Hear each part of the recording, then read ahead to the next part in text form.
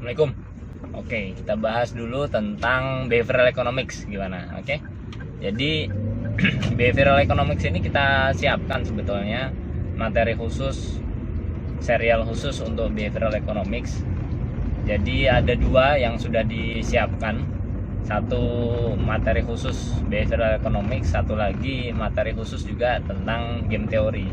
Jadi kayak serial kuliah sebenarnya, tapi saya coba buat sesederhana mungkin, bisa dinikmati ya, mulai level-level SMP lah kalian sudah bisa menikmati apa yang disajikan di kuliah gitu ya. Ya karena kenyataannya juga di banyak negara memungkinkan anak seumuran SMP sudah kuliah, kan memungkinkan. Ya kita coba lah. Tapi memang ya nggak se dahsyat itu ya materi yang disampaikan, artinya intinya sama, tapi saya mencoba untuk tidak menggunakan bahasa-bahasa yang sulit dipahami, istilah-istilah yang aneh gitu ya, kecuali istilah-istilah itu memang urgent, penting banget dan sering dipakai, ya itu tetap saya coba pakai. Tapi kalau enggak ya bahasanya saya sederhanakan. Oke, kita mulai dari behavioral economics. Behavioral economics itu bisa dibilang sebagai aliran baru di dalam ekonomi. Kenapa lebih pas aliran? Karena memang ini terkait dengan pola pikir atau wawasan gitu ya, pendekatan. Jadi pendekatannya adalah, kalau bahasa kasar ya, saya cerita dulu deh yang konvensional kayak apa. Jadi yang konvensional adalah bahwa di ekonomi ini ada asumsi-asumsi atau anggapan-anggapan yang dianggap pasti benar gitu. Contohnya adalah bahwa manusia itu rasional. Rasional ini walaupun banyak pendapat gitu ya, bisa debat panjang untuk membahas rasional itu apa dan sejenisnya, tapi contohnya begini. Jadi kalau di ekonomi konvensional, jadi dianggap bahwa selama itu menguntungkan atau mana yang lebih menguntungkan, itulah yang diambil gitu. Menguntungkan ini cenderung memang terkait dengan keuntungan finansial ya, dihitung secara finansial, walaupun kadang ada juga yang intangible, artinya secara tidak langsung gitu. Tapi tetap nanti kalau kita biasanya di ilmu ekonomi itu lebih matematis, dihitung secara angka gitu ya. Nah, artinya kalau misalnya lebih menguntungkan itu yang diambil. Kalau misalnya 0 dan 1 lebih menguntungkan mana? 1 lah ya. Inilah yang diambil gitu. Nah, keuntungan ini kalau di ekonomi memang disebut dengan utilitas, utility itu ya, kalau bahasa kasarnya memang keuntungan lah atau kebermanfaatan gitu ya. Contoh kasus di mana ini dianggap sebagai kasus umum yang terjadi, tapi ini melanggar dari atau enggak sesuai dengan rasionalitas itu tadi. Contoh misalnya, kalau ada contoh cerita ini, saya kasih video singkatnya lah. Jadi intinya bahwa ada 2 orang gitu ya. Ada 2 orang. 2 orang ini dikasih kesempatan untuk memilih, anggaplah ikut kuis atau mungkin cerita aja gitu, sebuah cerita. Jadi dikasih duit 100 gitu ya, misalnya yang kalah 100. Jadi mereka harus punya kesepakatan. Kalau sepakat, nanti duitnya dikasih. Kalau nggak sepakat, duitnya nggak dikasih gitu. Contoh misalnya, tapi urut ya. Jadi ada 2 orang, si A dan si B kan gitu ya. Si A harus mengambil keputusan, dia itu baginya berapa gitu. Dia nanti kasih tawaran ke B. Dia bilang ke B, gue kasih lu segini ya gitu. Buat gue segini, berarti kan karena 100 kan, artinya kalau misalnya 170 130 gitu ya, 50 kan gitu ya. Pembagian A-nya bisa 50-50, bisa terserah si A. Nah nanti kalau si B-nya setuju, duitnya dikasih gitu. Kalau setujunya misalnya 70-30, yang A 70, B 30, setuju, ya udah nanti duitnya dikasih 70 buat A, 30 buat B, kan gitu ya. Kalau B-nya nggak setuju, ya nggak dapet apa-apa gitu. Nah contoh kasusnya, penawaran pertama itu si A menawarkan pembagiannya 50-50 gitu kan ya, setuju. Terus penawaran berikutnya misalnya si A-nya agak rugi nih, 30-70, jadi 30-nya buat A, buat B-nya 70. B-nya pasti mau dong gitu. Nah sampailah ke tahap misalnya si A-nya maruk banget, dia minta 95, si B-nya minta 5, si B-nya dikasih 5 aja gitu. Nah ternyata kemungkinan besar si B-nya nggak mau gitu loh. Nah ini nggak logis gitu, nggak logis. Si B-nya kan kesel kan, dia nggak mau. Kenapa gue bagiannya cuma dikit gitu? Nah dia nggak mau. Nah si B ini kan kesel, gitu kan ya, nggak mau. Nah ternyata kasus ini menunjukkan bahwa manusia itu nggak fully rasional gitu, nggak 100% rasional lah. Kenapa? Karena B-nya itu kan harusnya buat B, dia membandingkan antara 5 dan 0 kan gitu ya. Kan tadi 95-nya buat A, penawarannya kan gitu. Si A nawarin 95 buat saya, 5-nya buat kamu, buat B. B-nya nggak mau, mending sama-sama nggak dapet lah. Gue cuma dapat 5, dia dapat 95 gitu. Mending sama-sama nggak dapat, 0 sama 0 kan gitu. Nah ini di ekonomi nggak bener nih, pengambilan keputusan ini nggak sesuai dengan kaidah gitulah kira-kira. Jadi harusnya kan B membandingkan, lebih mending dapat 5 daripada dapat 0 kan gitu. Ngerti kan? Karena kalau sama-sama nggak dapat kan artinya sama-sama dapatnya 0 gitu kan. Nah ini nggak bener, harusnya 5 dibanding 0, dia milih yang 5 gitu loh, walaupun sakit hati. Nah hal-hal ini nggak sesuai dengan apa yang dirumuskan gitu. Jadi seharusnya B milih 5 dibanding 0 kan gitu ya. Terus ada orang yang terkenal sekali namanya Kahneman ya. Beliau terkenal sekali karena beliau yang dorong habis-habisan gitu, cerita bahwa ternyata hal-hal yang seperti kejadian-kejadian ini banyak banget terjadi sebenarnya di dunia nyata gitu. Termasuk juga bahwa orang seringkali ngambil keputusan nggak benar-benar milih antara mana yang lebih menguntungkan sama enggak. Dia seringkali ngambil keputusan cuma ngikut-ngikut aja, teman yang ngambil itu udah ikut aja ambil itu gitu tanpa mikir. Nah itu juga banyak terjadi. Terus ada fenomena-fenomena lain. Contoh fenomena lainnya adalah bahwa orang perlu diingatkan gitu, padahal diasumsikan bahwa orang itu selalu tahu kan gitu ya, selalu tahu, selalu ingat gitu juga. Nah ini intinya adalah hal-hal terkait dengan pengambilan keputusan. Memang banyak kan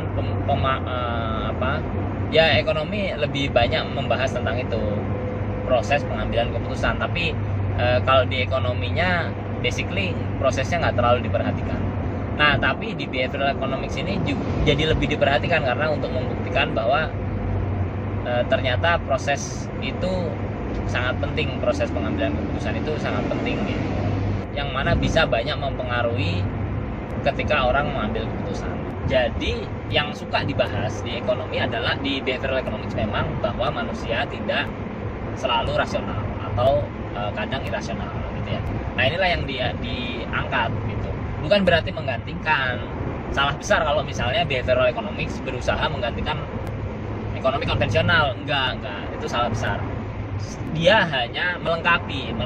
Anggaplah gini, bahwa teori konvensional benar gitu, tapi ada beberapa kasus yang menunjukkan bahwa ini kok nggak sesuai dengan teori gitu. Nah, behavioral economics menutupi di hal-hal itu gitu. Nah, dengan cara apa? Dengan cara mengambil kaidah-kaidah di psikologi dan juga di ilmu-ilmu sosial lain ke dalam ekonomi gitu. Jadi lebih banyak memang dari sisi psikologi. Terus bedanya apa behavioral economics sama psikologi? Nah ini agak sulit, kalau kalian cari di internet juga nggak terlalu mudah mendapatkan informasi ini. Jadi memang dasarnya berbeda. Behavioral economics itu dasarnya ekonomi, kan gitu ya. Psikologi dasarnya psikologi. Ekonomi itu bisa dibilang mengambil pola, gitu, melihat pola apa yang terjadi di masyarakat, apa yang terjadi di individu-individu, gitu ya. Nah itulah yang dipelajari. Kalau di psikologi bisa dibilang bahwa asumsi dasarnya adalah bahwa setiap individu itu unik, gitu. Setiap individu itu berbeda. Jadi dia mempelajari pola pemikiran secara individual, per individu, gitu, per individu. Kalau ekonomi dia coba melihat antara individu itu kan ada kesamaan. Nah kesamaannya inilah yang coba dipelajari. Kira-kira gitu bedanya kalau psikologi dan behavioral economics ya. Yang dipelajari somehow mirip-mirip, gitu ya. Ya manusia-manusia juga secara detail, pola pikir gitu, cara berpikirnya manusia, gitu ya. Oke, kita lanjutkan ya. Behavioral economics. Terus dari psikologi itu kan ada kaidah, ada apa ya? Ada hal-hal yang menarik yang cukup berbeda dengan ekonomi. Nah inilah yang coba diangkat, gitu. Contohnya apa ya, kayak tadi bahwa manusia bisa dipengaruhi, gitu ya. Manusia itu cara ngambil keputusannya seringkali begini, gitu ya. Nggak begitu. Misalnya gitulah kira-kira. Oke. Terus apa aja ya kalau kita mau belajar behavioral economics harus belajar dulu kaidah-kaidah yang memang ada di ekonomi konvensional sehingga kita bisa tahu apa aja yang mencar dari itu. Tapi saya nggak bisa bahas itu detail sekarang. Kita bahas secara umum dulu. Ini pembukaan, kuliah pembuka lah ya, dari serial behavioral economics. Terus sampai mana sih sekarang ini, gitu pembuktiannya. Jadi memang bisa dibilang tahapan yang paling metode riset yang paling canggih sekarang adalah RCT, Randomized Control Trial. Jadi ceritanya memang kalau dibandingkan kita yang ada di teknik agak ya boleh dibilang ini masih sangat sederhana lah, gitu ya. Tapi nggak sesederhana itu kalau kita ngomong di dunia sosial ya. Di ilmu sosial itu banyak sekali faktor yang nggak bisa kita kontrol, gitu. Artinya banyak sekali faktor luar yang bisa mempengaruhi kejadian-kejadian, gitu loh. Dan manusia itu sendiri udah sesuatu yang sangat kompleks sehingga hal yang sederhana ketika ditaruh di ilmu sosial jadi nggak sederhana lagi, gitu. Kalau di teknik, di dunia science yang natural science juga sama. Natural science itu kayak MIPA lah, gitu ya. Itu sama bahwa kita bisa bikin percobaan di lab dengan benar-benar skala lab, gitu. Artinya kita jaga dari faktor-faktor luar, jadi nggak ada pengganggu, itu bisa. Tapi kalau di sosial kan nggak semudah itu juga, karena objek penelitiannya adalah manusia itu sendiri dan sosial itu sendiri, gitu. Dan katakanlah masyarakat ya masyarakat sebagaimana masyarakat, kan gitu. Jadi memang nggak segampang itu bisa ngejudge sederhana sekali. Jadi kenapa saya bilang sederhana? Ini sederhananya gini, kalau RCT itu dibuat percobaan, emang paling gampang kita jelasin bandingin dengan yang ada di ilmu kedokteran. Jadi dokter-dokter peneliti dan juga peneliti-peneliti farmasi itu dikisahkan bahwa ketika mereka mau nyobain suatu obat ke pasien, itu ada namanya placebo. Placebo itu obat palsu lah. Sebenarnya bukan obat tapi berbentuk seperti obat. Jadi dikumpulkan pasien-pasien yang punya penyakit sama, terus dikasih obat, gitu ya. Jadi pasien-pasien yang punya karakteristik sama, punya penyakit sama, anggaplah gitulah, atau menyerupai semirip mungkin. Nah kemudian dicobalah obat baru ini, gitu. Obat baru ini dicoba, tapi caranya bukan ada yang dikasih obat, ada yang enggak, bukan begitu. Caranya semuanya dikasih obat berbentuk sama, tapi ada yang obat beneran, ada yang sebenarnya hanya katakanlah hanya tepung yang dibentuk jadi obat, gitu. Jadi sehingga orang itu nggak berpikiran bahwa gue dikasih obat, gue enggak, gitu. Karena itu bisa mempengaruhi, ternyata itu bisa mempengaruhi, psikologis ini bisa mempengaruhi hasil. Biar bisa melihat bahwa hasilnya tidak dipengaruhi oleh unsur psikologis ini, dikasihlah obat yang berbentuk sama, tapi yang ini obat ini enggak, sehingga hasil yang dihasilkan bisa diketahui benar-benar bahwa ini karena obatnya atau enggak berpengaruh sama sekali, gitu ya. Nah sama di sosial juga sama. Jadi orang-orang atau kelompok masyarakat yang memiliki karakteristik sama dipisahkan gitu. Ada yang dikasih treatment, ada yang enggak dikasih treatment. Nah, nanti ini yang dibandingkan gitu ya, dibandingkan. Nah, sekarang begini ceritanya. Enggak selamanya bisa kayak placebo tadi. Nah, tapi caranya adalah kalau tadi kan pasien memang biasanya di satu rumah sakit yang sama atau mungkin beberapa rumah sakit, tapi memang harus dicoba cari kesamaan ya kan. Salah satu paling gampang di rumah sakit yang sama. Nah, karena ini agak sulit di ilmu sosial, sehingga kontrol itu artinya pembanding. Jadi kelompok pembanding ini kelompok yang nggak diapa-apain gitu. Jadi nanti kan dibandingkan antara kelompok yang dikasih treatment, artinya kelompok yang diapa-apain, dikasih sesuatu, dan yang tidak dikasih sesuatu itu nanti dibandingkan gitu. Kebatasan kelompok ini apa sih gitu juga perlu dipelajari, sehingga kita bisa tahu antar kelompok ini memang nggak berhubungan gitu. Ada banyak lah hal-hal, nanti saya jelaskan di kesempatan berikutnya, hal-hal apa aja yang jadi batasan kalau misalnya kita mau melakukan penelitian terkait dengan behavioral economics, terutama menggunakan metode RCT itu tadi ya.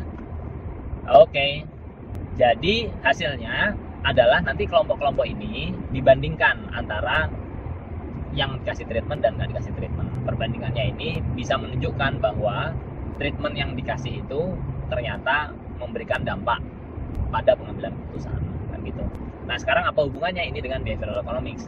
Tahapan yang paling keren sekarang masih di tahapan itu, artinya hanya untuk membuktikan gitu bahwa jalan atau tidak gitu ya, berdampak atau tidak. Belum benar-benar sampai bisa menganalisa atau membuktikan dengan cara dari awal gitu, kita melihat apa yang ini, belum sampai tahap itu ya.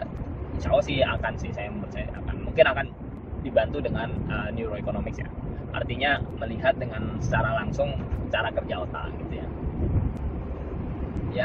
Masih agak panjang prosesnya.